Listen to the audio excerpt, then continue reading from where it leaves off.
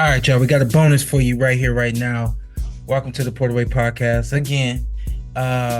Friends of the PorterWay Podcast. I'm happy to say, Kid Austin and Schofield and Dad, as I always like to call him.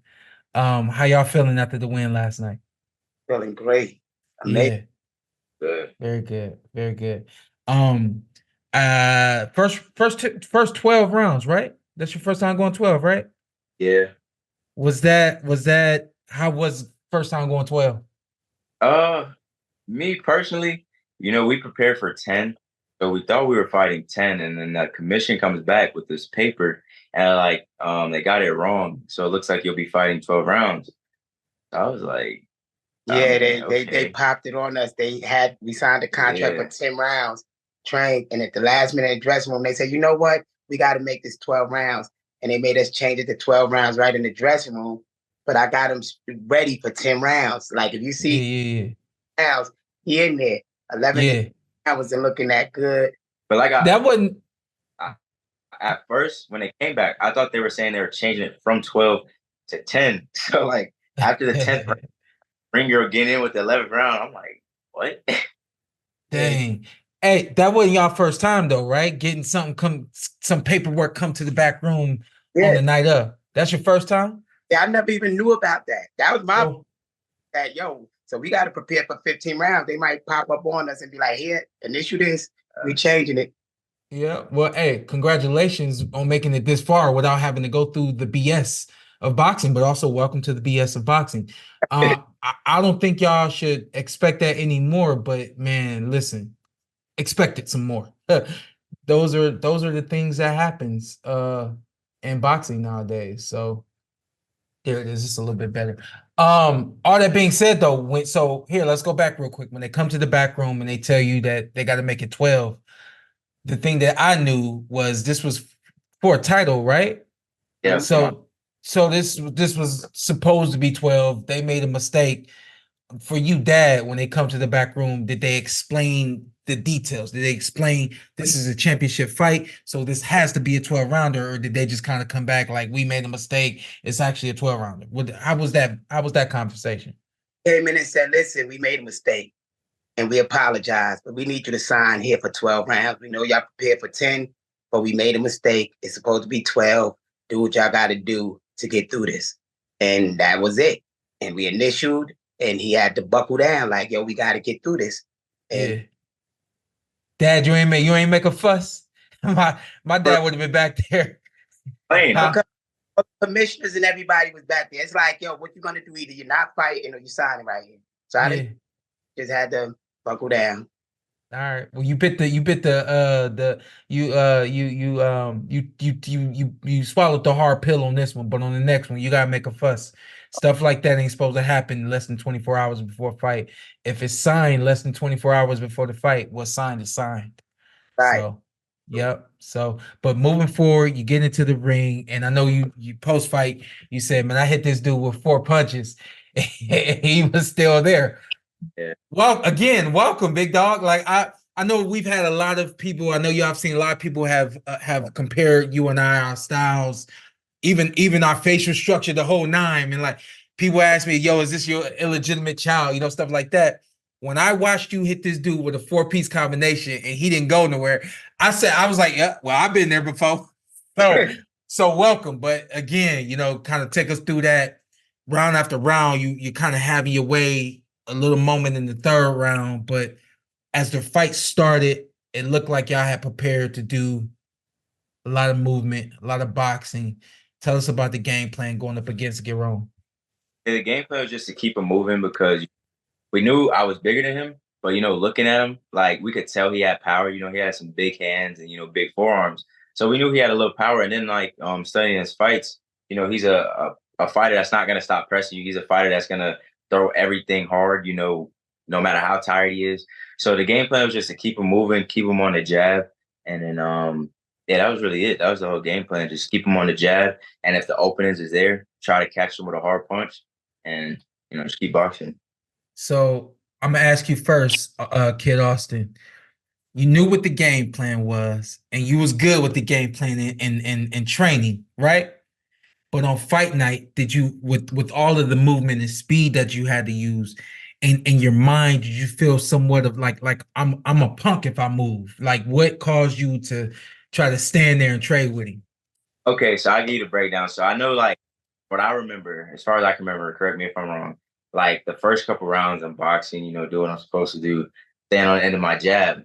So the first exchange we get into, I got like, a little like, I felt the crowd's energy. So I was like, yeah, you know what? The crowd, they want to see a little something. So I'm gonna give them a little something. But like my team was saying, that's good for the fans, but that's not what we want. We should have kept doing what was working.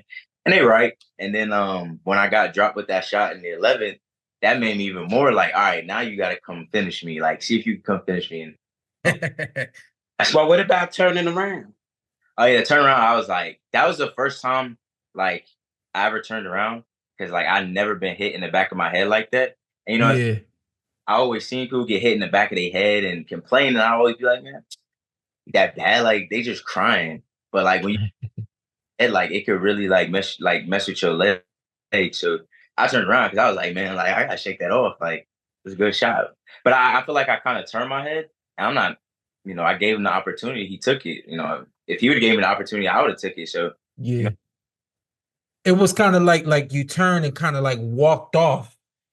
And were you were expecting the ref to jump in? What was that whole situation about?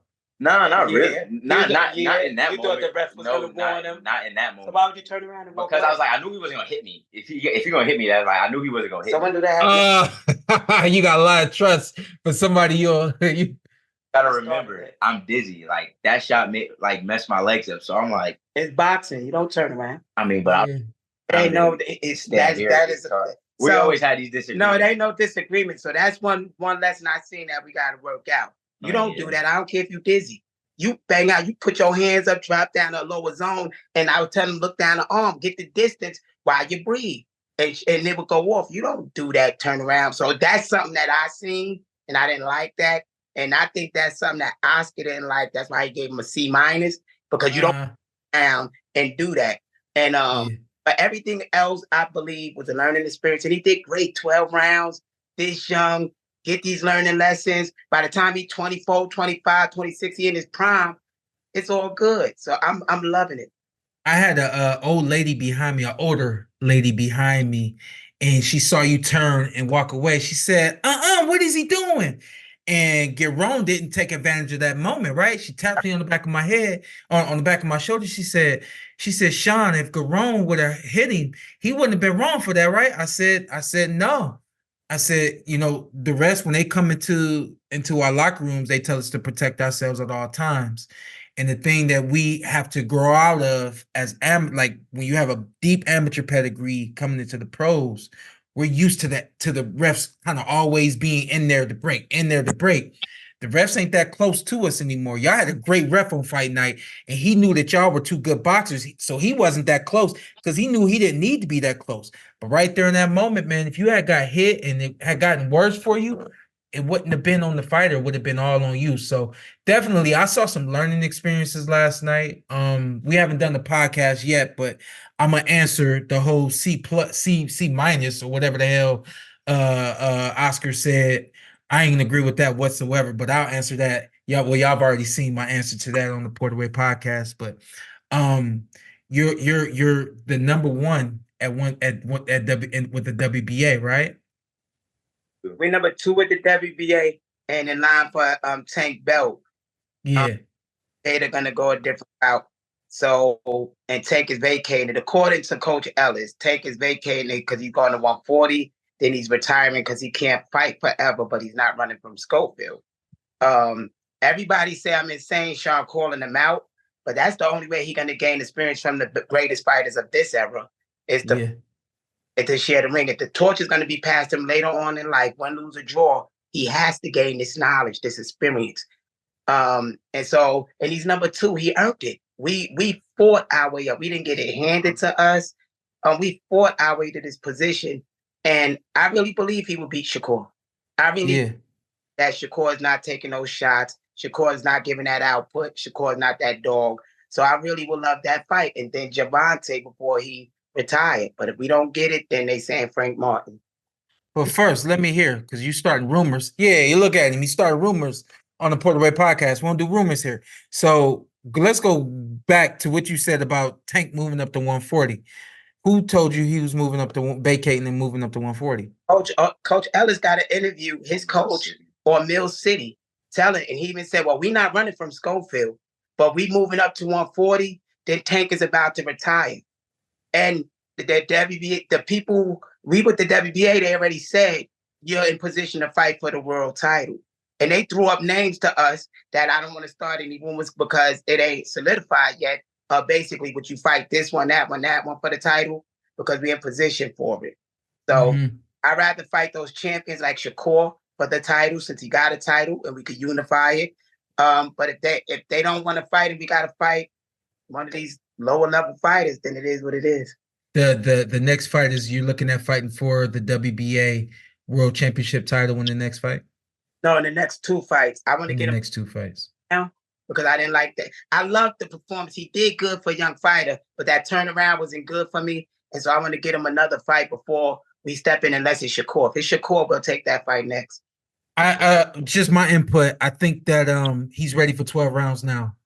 I think that he's ready for 12 rounds against the best even. He had the experience last night, and I want to go back real quick. I haven't seen you switch in a fight. Was that am I wrong? Was last night the first time you switched? If it wasn't, you definitely stayed consistent with your switching to Southpaw, which I haven't seen. So I think it was more consistent. Like, yeah, I think it was just more the consistency of me switching, because I knew like when I come out orthodox, he would probably expect me to come out orthodox again. And then I seen that Southpaw was confusing him. So when I switched to Southpaw, stuck a little bit. And I feel like, me switching back and forth, it was really throwing him off. He couldn't. Okay. I said Schofield trying to show off tonight. He trying to show us everything he got because he got somebody in front of him that he could do it against.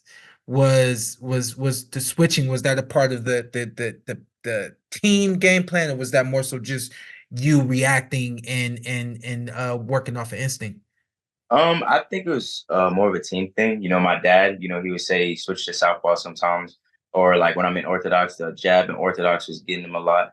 So I think it was more of a team thing. He wanted me to do Southpaw, and he said if you had to mix it up a little bit. So I thought you fought phenomenal last night. I think that it takes you filling 12 rounds for you to learn and know that you can do 12. Have you guys done 12, 13, 14, 15 in the gym?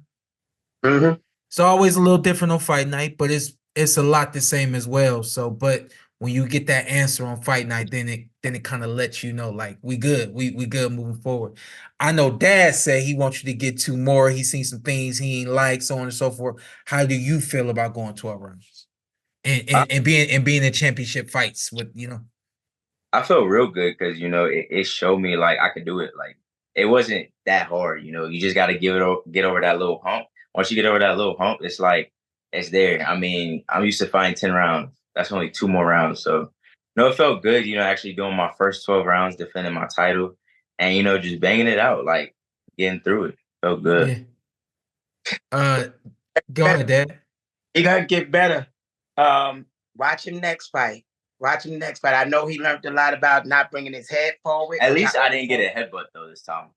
And you used your jab this time. I must say you used your jab. But yeah, his next fight, I believe he's going to show a lot of improvement because he's growing. He's a Virgo. So they stay in their head. They beat their after he studied this fight, I believe the improvement people are going to see is going to be amazing. Real quick, and then a couple more. Dad, Oscar gave him a C-, I think, or C+. It was a C. I agree with that. What did you grade your son off last night's fight? You gave me a C too. He gave himself a B-. I gave him a C, only because he didn't stick to the game plan. He was supposed to be fighting a guy at Southpaw because the guy had his weapons was that wild ass hook, and so I'm trying to keep Floyd the distance so he don't get hit behind the head, and so that he can make the guy walk into that straight punch. And Floyd would beat him that way. And I wanted Floyd in the 3 zone, the lower zone, to be stabbing at the stomach, shooting the punches up, so that when this guy go to duck, right there for the uppercut. But Floyd ain't, because the guy hit him hard. And so now the youngness, I'm going to hit him hard back. And I'm yelling in the corner, trying to calm this guy, bring him back. Me and Ronnie trying to get him back because we already see it's more about bravado. I gotta get this guy back. He hit me hard. And me and Ronnie had our hands cut out for us. Yeah. But I'm gonna tell y'all how well I know this game. And you and y'all as well. I'm up there talking to Sean Zittel before the fight starts. I asked him what he thought, and we felt like you was gonna watch him. I said Schofield is really good. He can get in, he can get out. He's fast, no problem. I said, but if he get into a firefight, he might have some trouble. And I looked at Zittel and I was like, we might see that tonight. I had a feeling we was gonna see that tonight. We like you got caught in the third round. Kind of is what it is. And I looked at my wife and I said, what I tell Zittel up there? And she said, yeah, you told him. I said, it's gonna happen again too. And sure enough, it happened again. Can't get overzealous, can't get too excited, can't get too confident as well. You know, when you have your way with some of these guys, you know, it just takes them doing the right thing one time. You doing too much of the right thing at the wrong time, and you know the wrong thing happens. But overall, man, I thought you fought very well. I thought it was an A+ performance, A- performance, or I'm sorry, B+ performance, B- performance. The other side of that though is when you guys know the game plan and you know the directives that you know the things that he didn't do, the things that he was capable of doing. I can see now. I understand where you're at, like a C+, C-. I get it, but for me, man, I thought it was good for TV. It was good for him, and it's gonna keep the boxing world talking, especially when you have situations with getting knocked down, getting up, and being able to fight through it. Your boy Shakur Stevenson is tweeting the whole night. I seen. I feel like the first thing you did when you got back to the room was go to your Twitter. No, I Oh, he did. I knew one of y'all. Yeah, I knew one of y'all did. What you thinking? Shakur's promoting the fight. He would match him. They do good business with the zone. Who else is Shakur gonna fight? He's not gonna fight Shawn. He's not gonna fight Mason. We the only fight for Shakur. Logically, if Tank not gonna fight him. So we just gonna wait to meet in the ring because I know what's gonna happen to Shakur. I seen it. You think Shakur he poking the bear? You think you think he will actually get in the ring and fight y'all? I believe that they're gonna have 3 great fights. I believe great fights because Shakur is a master at that defense, and Floyd is an aggressive one, and or sit in that pocket. So it's gonna be a very interesting fight. Yeah. Floyd ain't going. I'll tell you what I think. Number one, I'm gonna say I don't think he's afraid to fight y'all, but I think he's just poking the bear. But he want bigger things, and I think he think that there's bigger and better out there than Kid Austin. But his word, he said it on Twitter. If a pay to duck me, Kid Austin is next. He said that a month ago. So we only calling him out. Stand on your word. We went through the fight. Get your tune up. Let's go. Yeah. Before, because I know we're gonna get you guys on again probably relatively soon. Anything else before we get out of here? Nah, that's 1 second. Slide on. Go ahead. I feel like you about to sing. You about to sing? Nah. He said slide over to.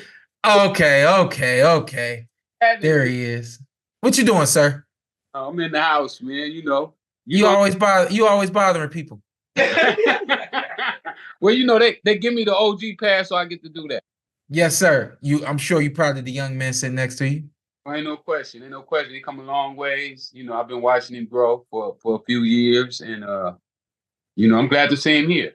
Were you aware of Kid Austin before he turned pro? No, I met him when Mexico, right? Yeah, y'all would come from Mexico. My second fight. Okay. What you think when you first saw him down there in Mexico? You know what? I didn't see him. One of my guys called me and told me about him and put me on Big Floyd. So we started talking, and then I think I flew him out to California the next week. And so they came out, and we took him over to Long Beach. Ashland M gym in Long Beach, and I think Kid beat up everybody in the gym. Yeah. Ashland was getting ready for a fight, so they didn't get to spar. But I knew I wanted to work with him then, so yeah, we've been family since then. What you want next for the young kid? And I just want to see him continue to be successful. take this career and catapult it to the next level. Because there's a lot of opportunities out here for somebody who gets that.